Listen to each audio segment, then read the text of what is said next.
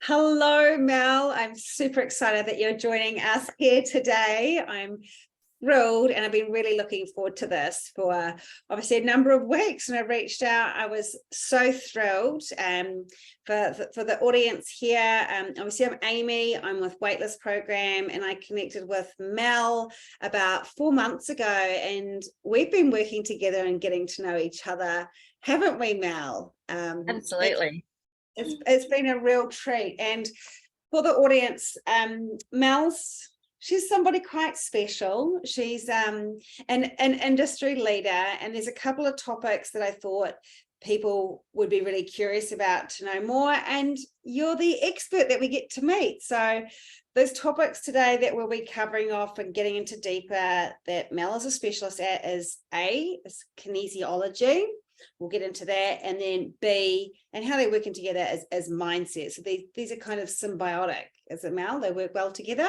Yeah, absolutely, they do. Well, first of all, thank you so much for having me here, Amy. It's such a pleasure, and really, really excited to be here with you and to talk about a little bit more about what I do. And so there are obviously two parts of what you've just mentioned. So there's kinesiology and there's mindset. And a lot of people often ask me, well, what is kinesiology? Because people don't know what it is. And I think when we met, had you experienced it before? Just a light amount. Somebody recommended it with my son with his ADHD, and I did get to meet a kinesiologist, but was still felt like it's really woo-woo and out there. And I was like, what is that? Like, and not many people were talking about it, not particularly topical, but it seems to be more so. So yeah, definitely. I do feel that it's getting out there. Apparently, one of my friends said it was on Grey's Anatomy a couple of years back. So how cool is that?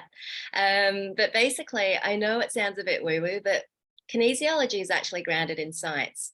It was in the 1960s, there was a chiropractor called George Goodheart who found that he could relate certain meridians of the traditional Chinese medicine system to muscles in the human body.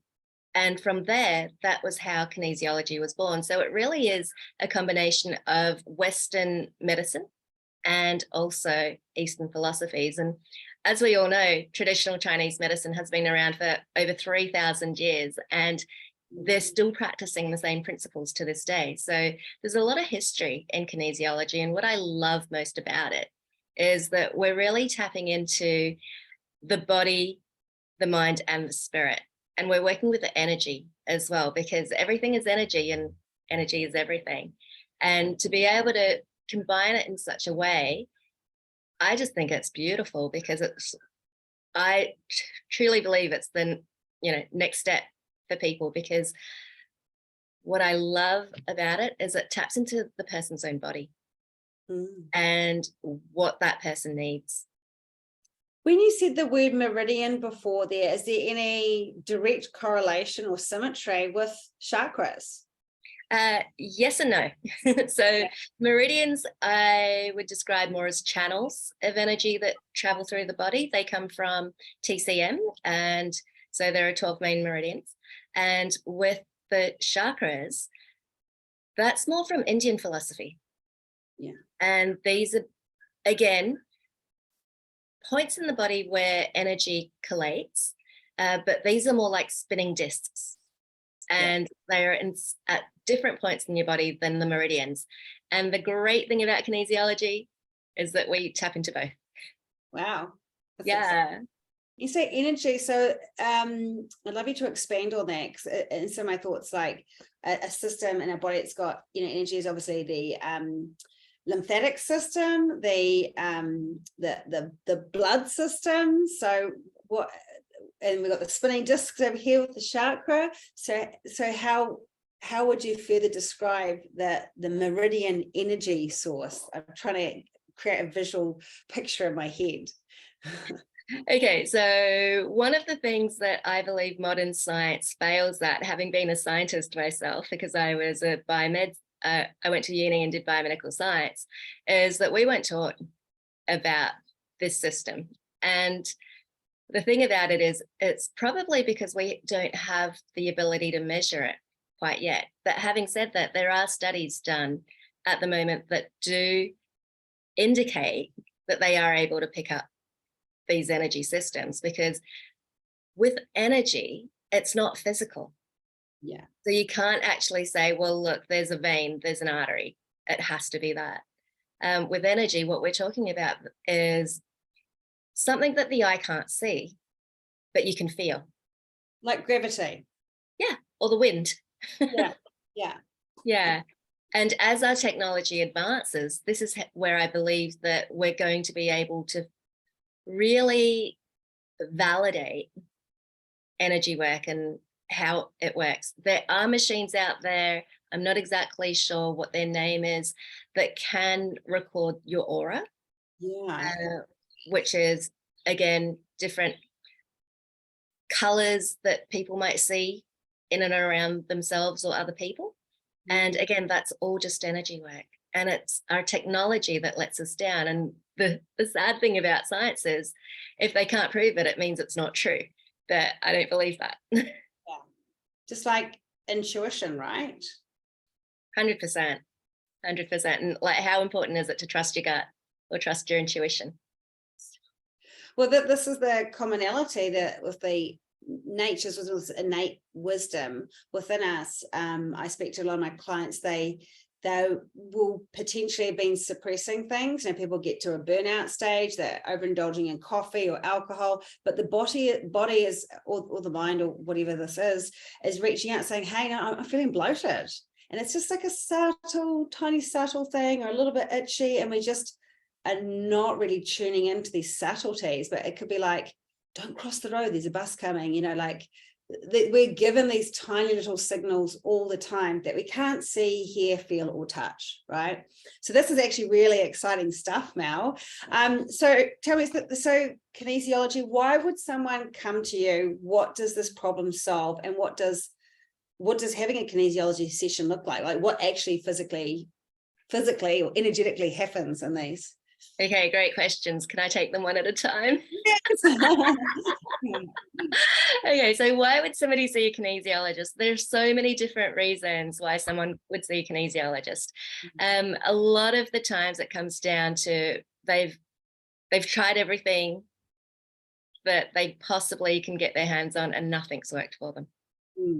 And this is because a lot of what I believe modern medicine is great at is looking at things in one way, and one way only. They treat the symptoms and not the cause. So, I mean, if I can share my journey really quickly, and hopefully this will illustrate what I mean, is that in my second year of business, so this was like 13 years ago, I got so stressed. I was working as a massage therapist at the time, and I had a lot of stuff going on. I was in a clinic that I didn't feel was supportive of me. And so my body started creating a condition called psoriasis all over my elbows and my hands. And so if you don't know what psoriasis is, it's awful. It's literally your skin peeling off you in flakes. It's horrible. And yeah, not a great look for a massage therapist. Not really. And so I was so perplexed. I'd gone to the doctors, I'd gone to the dermo, and they were just like, well, all we can do is give you either prednisone to help suppress it, or corticosteroids. And I was like, in my heart of hearts, I'm like, nah, that can't be the answer, right? Because for me, I believed if my body created it, it could also uncreate it. And that was when I actually met a kinesiologist. And it was just, Amy, oh my God, it was like the weirdest session in my life. So this is what you can expect. You can expect something a little bit weird. But I'm going to preface that with every kinesiologist works a little bit differently, depending on what modality they've studied. So from when George started Touch for Health, there's over 100 different kinesiology modalities. And depending on what your practitioners learn, the sessions can look very, very different. So even if you've been to a kinesiologist before, don't discount somebody else just because they say they do kinesiology as well. It's like going to a massage therapist. No massage therapist will ever do the same massage as somebody else, or as the last one that you had. It's it's not a cookie cutter thing, because we're working with, as you mentioned before, the body's innate ability to heal itself. And so this session was so weird. Basically, he was asking me, in kinesiology, we use a technique called muscle testing. And basically what that's doing is tuning into your nervous system, because your nervous system can indicate when you're stressed or when you're not stressed, right? So you've got your parasympathetic nervous system and your sympathetic nervous system. And so one's for relaxation and one's for fight or flight. And so when there's a stress, your body can actually indicate to you whether something is going to impact it negatively or it's going to be neutral to it. And the way that it does it is, I can teach you, if it's okay, I'm happy to teach you guys muscle testing as well, so that you can do it for yourself. And so what we're doing with kinesiology is we're just tapping into the body's innate system and communicating with it in such a way that you can find out answers of what's causing you stress or not. And so this guy's like pressing on my arm, because normally if you go and see a kinesiologist in person, they'll muscle test using your forearm. And then he was waving his hands above me. He was asking me the strangest questions, like, do you believe that you can make more money than your dad?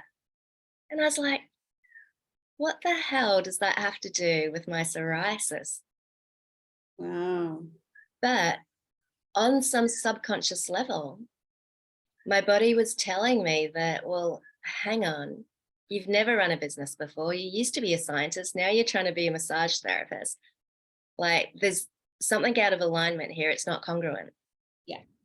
And the realization for me was, well, if I don't believe I can be successful at my own business, then we end up self-sabotaging, don't we? So there's definitely a mind-body connection. And for me, as we worked through these and some other issues that came up, I was able to actually leave that clinic. I found my own clinic, set up my own 3-room clinic, and it became a really successful clinic in the middle of Sydney CBD. I ended up going on to hire my own staff, and it was amazing. I loved it. But the thing is, that psoriasis cleared up on its own without me having to use any of those drugs, because my body, as you mentioned, it didn't need to give me those signals anymore, that something was stressing it out, something I was doing wasn't right, that I needed something to look at that was maybe underlying what was actually going on. And the great thing is, as you mentioned, I think the body gives you a feather, a brick, and then a Mack truck. And unfortunately for most people, we wait until the Mack truck, and things have to stop us in our tracks before we change or decide to change. This is really powerful stuff, Mel, and it's striking a chord with me, because I obviously have an intimate relationship with all my clients and know them personally.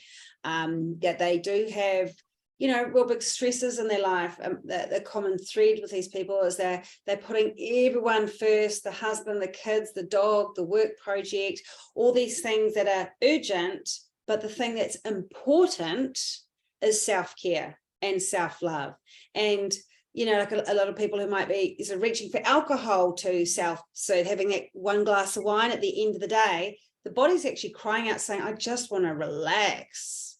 You know, I can't operate in this, this fight or flight state this whole time, this shallow breathing, which is, you know, like deoxygenating our blood, all these things, and the heart pressure's building up, all of these things, and that's going on to the feather, the brick, the Mack truck. So that's fantastic. That's a really cool analogy, and I think a lot of people will resonate with your own experience in that. So no more psoriasis? Nope. Oh, only when I get really stressed. Because again, like, you know, and I think people have different ways of their body communicating with them. For me, my skin is my number one indicator. And if I know that there's skin stuff going on, then there's stuff I really need to look at. Some people might have digestive issues. Some people might get pain. I mean, working as a massage therapist for as long as I did, the reason why I got into kinesiology was because people would come see me for the same issue over and over, and it wasn't an injury. No. But it's like, oh, my shoulders are always tight. And it's like, well, Like literally a weight on their shoulders. yeah, absolutely. Absolutely. And it's like, well, what's going on with you mentally and emotionally? Because it's so interrelated. And we can't dismiss it because I think most people know it. Yeah. It's whether they want to admit it or not. Yeah. Or they're trying to black it out and just hi ho, hi oh, off to work we go and soldier on and suppress it and Yeah. not confront And it. I think, you know, when you, as you said, when we self-medicate or self-soothe with things like alcohol or maybe drugs or food, it's just hiding a deeper issue. Well, that's I definitely, about 80% of my clients will say I'm eating my emotions. Emotions. It's a really big one, and that's how they've got to the state, which is a snowball effect on other health issues. Okay, so we've got what your experience is with kinesiology. So what do you do when you're giving a session? Great question. Okay, so one of the things that I do is I actually work remotely. Because we're working with energy, I'm quite sensitive to energy. I am also a psychic and a medium. I'm able to tune into people's energy from anywhere in the world. And so this is great because it means that people don't have to leave the comfort of their home to come and see me. And one of the things that we do is, first of all, we would, if I was to talk through how a session would look like, we'd talk about what's actually stressing you out and what it is that you want to work on, or that you want to, what your challenges might be that you want to overcome. And using muscle testing. So again, I'm tapping into your body's innate radar of telling you, you know, what's stressful and what's not. What I look for is always the highest priority stress.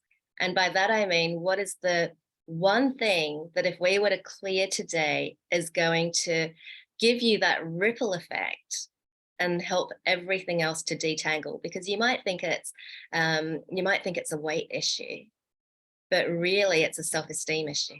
Yeah. And being able to work on what the highest priority stress is going to make the biggest difference for that person. And once we find out what that is, through a series of questions, we can find out where you actually hold that stress and what emotion it's linked to. Because when we tap into the different meridians, each meridian is related to a different element in the 5 elements. So these are earth, fire, water, metal, and that's 5 more. Now you've got me. Oh my gosh.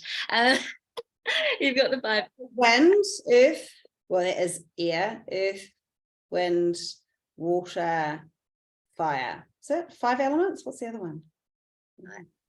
So fire. Oh my gosh, how funny. Fire, water, wind, earth. And wood. Wood. Yeah. Yeah. And so within each of these elements are specific emotions. Yeah. And once we're able to tune into which element or which meridian is out of balance, we can look at the emotion that's being stuck or being trapped in your body. And work to release it. Yeah. Yeah. And so one of the things that I really encourage my clients to do is to tap into how that emotion actually feels. So rather than saying like, you know, I feel angry, it's like, well, where do you feel that anger? What does it look like? What color is it? And the more that you can embody or personify it, I believe the size, is it fluffy? Is it shiny? Okay, cool. Yeah. And for some people, you know, don't stress if you can't see it or you can't feel it. Some people have different senses that they're more strong, that they're stronger in. So they might smell something or they might taste something. And this is really cool because I had a client just the other day and she was saying to me, I really can't visualize it. And so I said to her, look, it's cool, just make it up. Because we're making everything up anyway, right? There's a small percentage of people who actually says it's like gastronomy, obviously. Mhm. One of our educational things that we've done together is a very, very small percentage of people taste emotions. You'd be Is it in color? Is it Yeah. got sound? Yeah, cool. Yeah, Okay. so it's about how do you identify with that emotion and where in your body is it?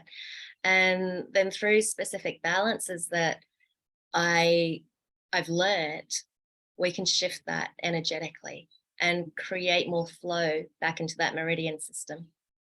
And usually at the end of a session, because I like to make sure that my clients, because I do coaching as well, that my clients actually can embody what they've cleared and what they've learned about themselves in that session. It's not just about the support to support their body in integrating the energy, because sometimes when we do energy work, it takes a while to catch up to our physical bodies, which is why, in some circumstances, you might feel a little bit like funny after a session. You might feel really tired. Usually people feel quite energized and they feel really good, but obviously it does take a bit of integration time sometimes with some people. So I always make sure that people are supported to make sure that they can integrate the shift. And what I love to do then is just ask people, well, what are the action steps that you're going to take to embody this? Because it's so important to be able to ground the energy work as well. I love that. I'm always, it's just like practical application. People are going to most likely see a shift and change if they take action now. Whether it's like that clearing with, like, say, a session with you, and it's like let's go drink water to kind of like flush the energy through you and things like that. And I've had a session with you, and that's one of the things you asked me. That was great. So there's a technique that I wonder if we've done that together at one point, where you're actually visualizing a shape. Is it got a name, that technique? Is it like the universal freedom, or? No, it's a combination of different techniques that I've learned, and also just being able to help people to feel into what it is that they're shifting. So it's the way that I work is everything that, and again, this is why whenever you see any kinesiologist, it depends imagine that when you're working with somebody, you're literally creating an energy bubble, and it's all of your knowledge and everything that you know with all of their knowledge and everything that they know, and using that together to find out what the best way is to help you to balance what's going on for you. And so the more I learn, the more I add into my bubble what because I know you're always learning, you're always educating yourself, which I love. The more powerful or the bigger the knowledge is that we can tap into. And so, for example, I remember, because I don't have, a lot of kinesiologists use other tools like crystals or essences or things like that to help in the balance. I don't generally, but what I can do is sometimes tap into what that person has at their house. And it's like, well, if you've got different crystals or, if you've got different essences, well, I can muscle test which one is the best for you. Right. I've got a whole bunch right here. Shall we have a jam? Yeah, absolutely. And this is the thing. I remember I was saying to one of my clients, it's like, well, what do you have at home? And we could literally look at what supported them or what didn't. Wow. This is really interesting. I'm quite excited to see what this will be like. This is not something I expected for today. So I have essential crystals. Beautiful. Also got amethyst, avitrine. Oh, that's gorgeous. It is. This one I believe is onyx or tourmaline, one of the two. And then this is a beautiful smoky quartz.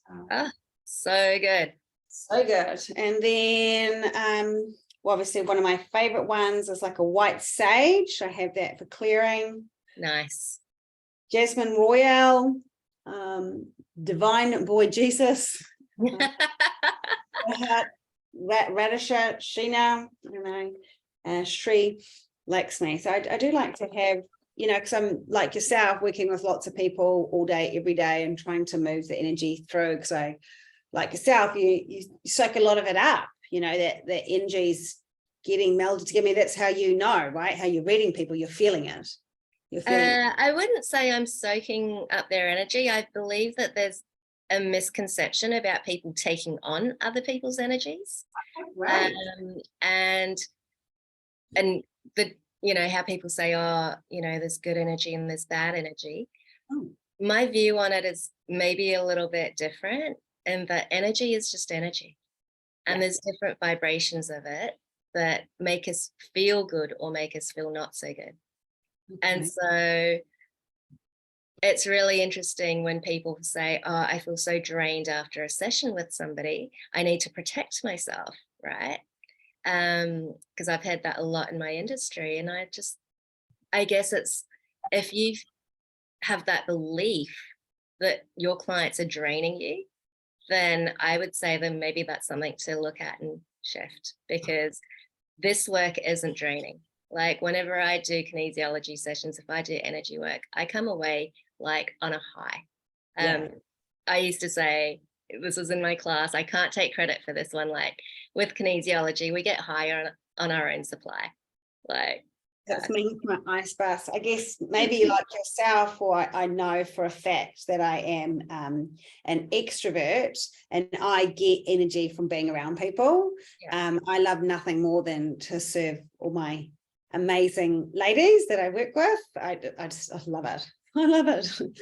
Yeah, exactly. But, you know, since you've got your crystals and your insects, right, yeah. I'd love to teach you an exercise that you can do in terms of muscle testing, so you can do it for yourself.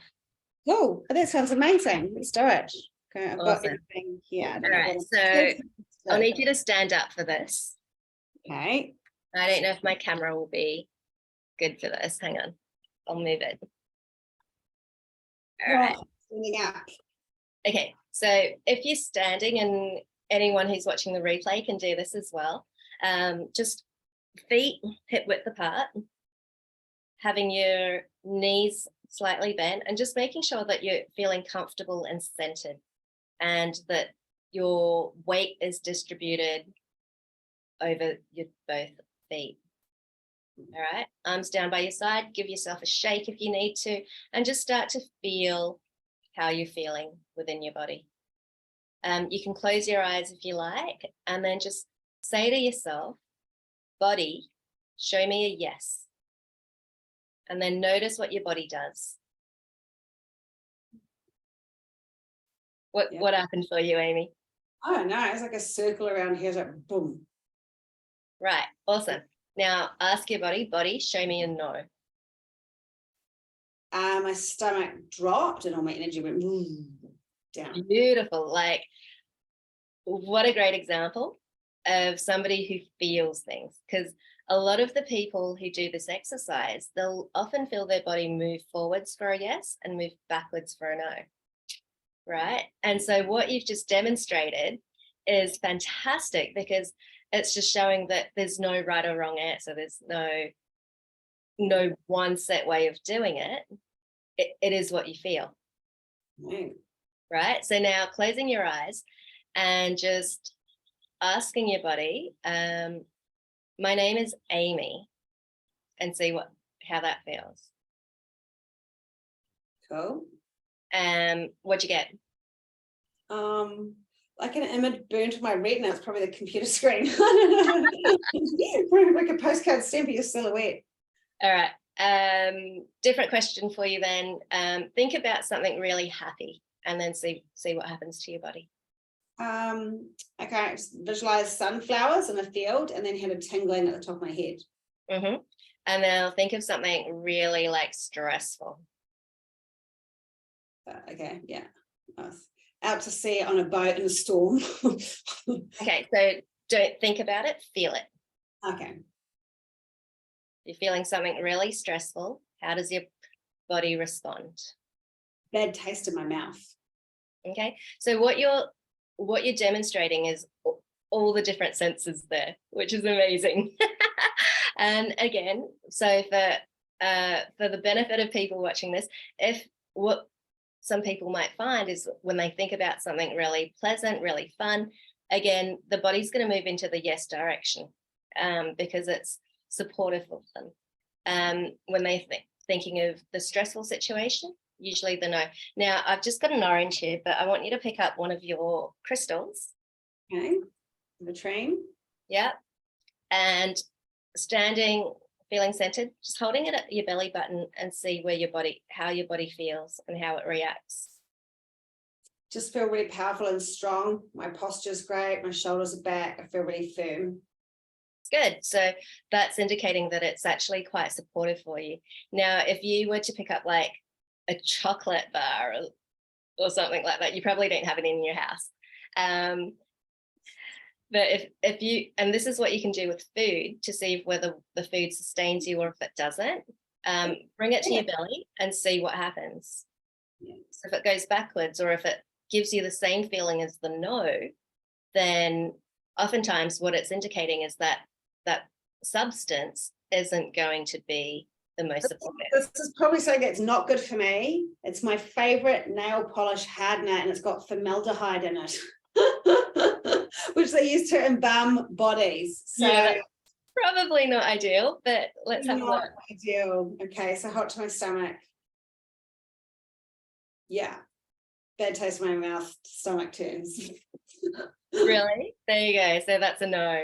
And so once we can start to learn how to tune into that, it's a way of actually supporting yourself and making choices around whether something is going to be good for you or not. So the craziest thing I remember doing in class, I'm just going to sit down for this, was actually looking at different brands of toothpaste and whether that was supportive or not, because obviously there's fluoride in toothpaste, right? And so the normal sort of fluoridated toothpaste, I was like a hard no for it. And then I tried 2 different types of natural toothpaste. Yeah. And one of them I still reacted to, and the other one, it was yes, that is actually supportive for you. There's mixed things around fluoride being bad for your brain and good for your enamel and your teeth. Yeah, but I can see this being something amazing for clients that they're out like literally grocery shopping. Should I put this in my trolley? Well, it's not it's not a divining tool. It's not, you can't go, am I going to win lotto today? Unfortunately, or what are the lotto numbers? Show me the lotto numbers. Sometimes I am feeling lucky, and I feel inspired to buy a ticket, and I usually do win something. Well, there you go. You tuning into your intuition and your gut.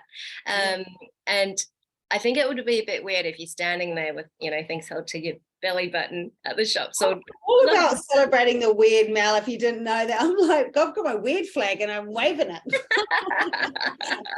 Well, I'm just saying it's probably going to take you a lot longer to get through the shops. Yeah. But it's something that you can use to sort of start to learn how to tune into your body and what's supportive and what's not supportive. Because you might be like, okay, I've had a super stressful day and, I can't speak for anybody else. I might reach for some chocolate. Even though I know in the moment it's going to taste good, if I was to muscle test it, it's probably not going to be supportive for my body. Maybe there is some positive things. I'm just eluding me what the actual more like a scientific name in both chocolate and cacao and coffee. It's coffee, cacao, chocolate. It actually has a similar ingredient that does raise our vibration, which is probably what we're leaning more. It actually makes us happier throughout the day. So it's quite a subtle thing, like everything else we're talking here, but it has measurable effects. So it could be just reach for a cacao, like and like a hot cocoa, really. Well, I think that's why they say dark chocolate's much better for you than eating like the white or the milk chocolate. And what volume we're having. Like one piece, good. One block, probably not so good. I actually really love chocolate, and I've got a favorite one, which is super thin, super gourmet. It's Lindt, and I don't know where they've been hiding it, but I have a chili one, obviously chili. Oh yeah, they're great. They're fantastic, and it's super thin. Keep it in the freezer, pop out one square, and I nibble it like a freaking rat.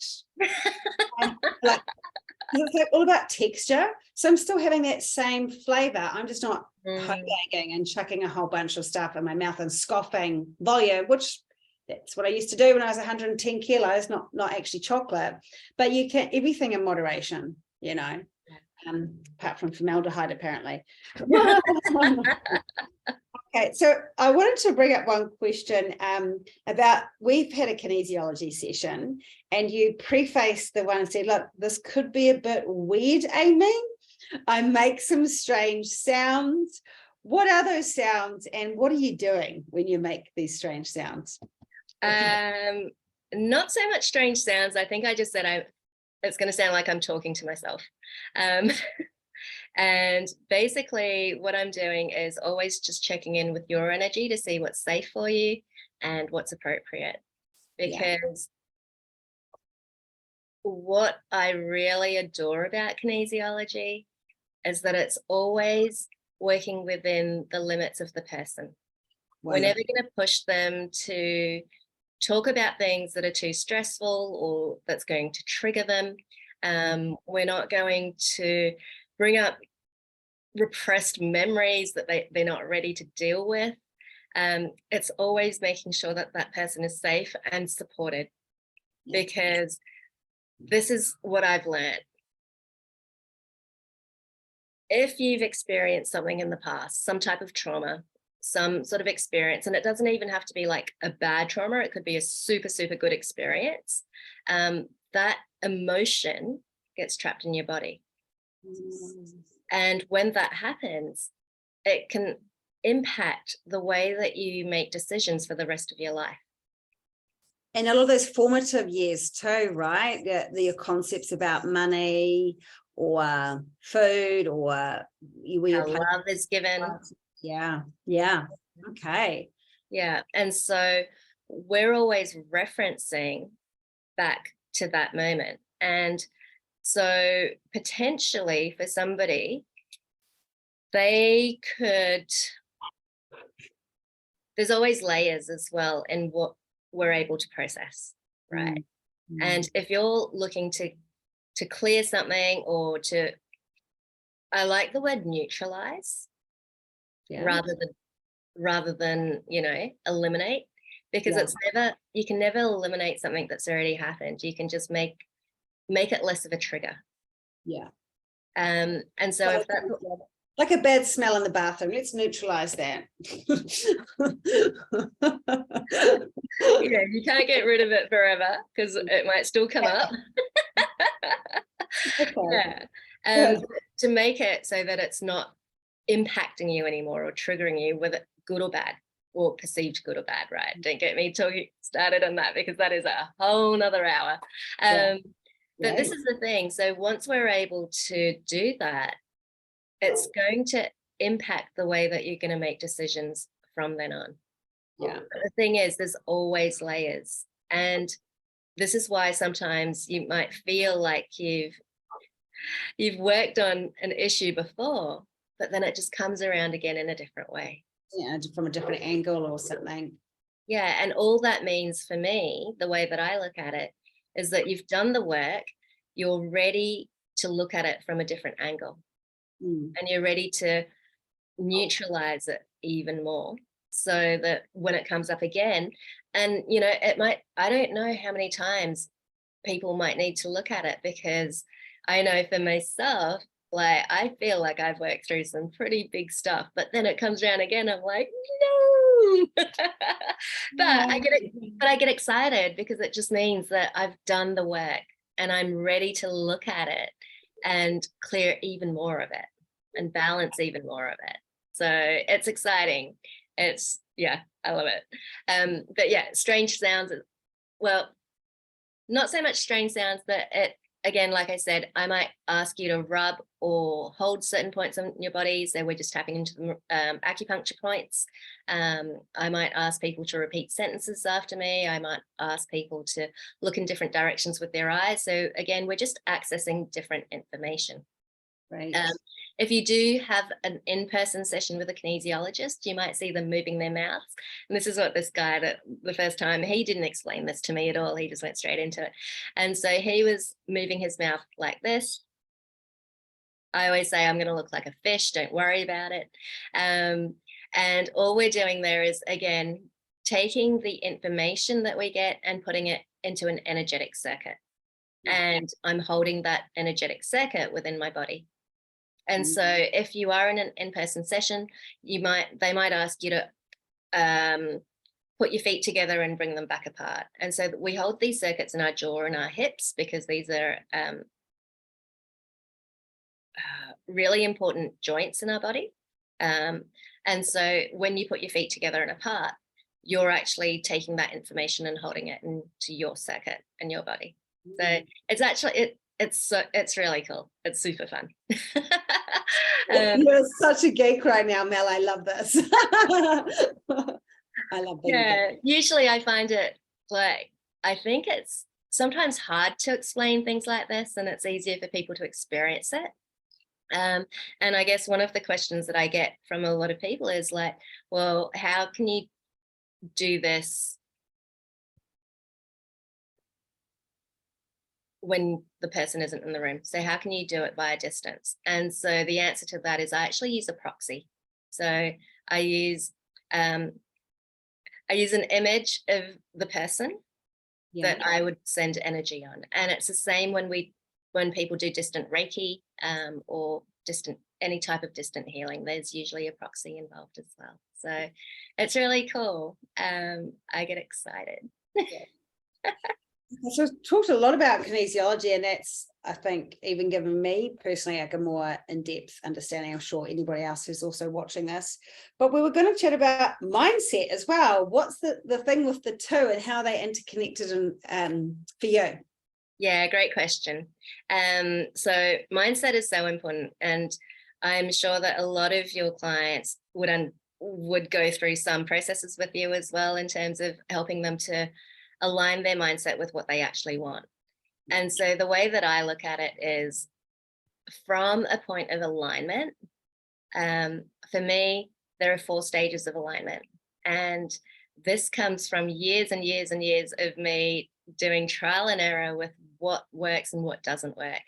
And what I've come to realize is mindset is all about that first stage of alignment, which is about getting conscious alignment with what you want. So the way that you think, you might, for example, you might value health, and you say that you value health, but you're eating Maccas every day, you're not exercising, you're drinking a bottle of wine every night. And so there's no alignment between what you're saying you value and how you're actually showing up in life. Wow. So by working on your mindset, it's going to help you to get more clarity on, well, what is it that you actually want? And what would you maybe need to stop doing or start doing more of, right? Nothing to let go of. Thanks for coming. You no longer serve me. Ta-da. See you later. Yeah, because your mindset actually governs a lot of what your beliefs are. These are just thoughts that you think over and over and over, and then you believe to be true. And whether they are supportive or unsupportive is going to be what dictates how you show up in life. And so to add to that, Mel, some of the statistics that I love, because I'm a geek too and I love maths, is that I've heard this, whether right or wrong, we well, probably women, we think about 60,000 thoughts every day. Bing, bing, bing, bing, bing. For real? Yeah, woman probably 80. But what's commonly not is that 95% of them are the same thoughts. So if we're wanting to create that catalyst of change, and it is in this 5% of these 60,000 thoughts, one of the things I teach is that like the subconscious and the conscious can be reprogrammed when the veil's a bit thinner, and we're trying to take that little wiggle room to awaken this mindset, create this change, and do practical application. Like, it's not eat macas. Like, hey, what a good thought. Like, is that resonating with me? You know, like, yeah, wonderful. Okay, I just wanted to add to what you were saying there. Yeah, and just to add to that as well, I mean, one of the things that I teach my clients, because I really work with the law of attraction and manifesting and working vibrationally, is that, you know, what you think about is what you become. Yes, where focus goes, energy flows. That's what I'm all about. Yeah. Yeah, and exactly what you said, Amy. If 95% of your time you're thinking things that don't serve you, and it's that 5%, if we can increase how you catch yourself when you're potentially thinking the unhealthy thoughts, and then start to think more of the healthy thoughts, and then do a bit of a switcheroo, then that's how you start to get your mind working for you rather than against you. But this is the thing, like, right? I think a lot of people forget though, you know, your mindset has served you your entire life and you haven't died. And so you're going to keep doing the same thing, because it's like, okay, I'm safe. I can eat macas and I haven't died. I'm going to keep eating macas because I know I won't die, because I've been eating macas for 10 years and I haven't died. Cigarettes, right? Oh, I haven't died yet. And they're having a ciggy. You only need to die once and you're dead. Stop testing it. Yeah. And so it's just the meaning. And this is where the mindset work really comes in. It's what's the meaning you put towards it? It's like, you know, I feel angry. So when I eat this jam donut, it means I'm going to feel better. Oh, no. But if you go, well, if I eat this jam donut, it means I'm just going to like have more calories and I'm still going to be angry. Then what's a better way? Like, what's a better way of tuning into what's better for you? Yeah. And that awareness is really, really key, because without it, we just repeat the same habits over and over and over. And so a lot of the mindset work that I'm sure you do with your clients as well is helping them to work on that unconscious part of their brain that they're not always aware of, and create subtlety, like catching yourself in the moment, like, oh, and it's like that reactive as opposed to being proactive. And I guess the really good one is like the glass of wine. The body is yearning out for some rest and relaxation to calm down, but you know, the society of the marketing and all of that, and we know that the wine's in the fridge and it's worked before. If I just have one that's but it's also like a physical act, and like you said, this conscious awareness, it's the awakening to the subtlety.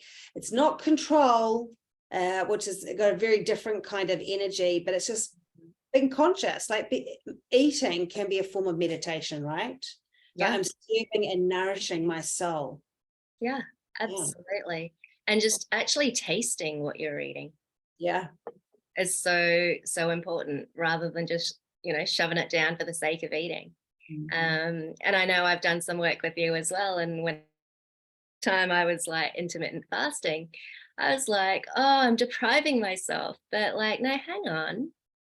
And we did a process around this, and it actually went back to when I was young. And, you know, my dad was like, you have to eat everything on your plate or you're not allowed to do anything. And it's like, well, that's not true, is it?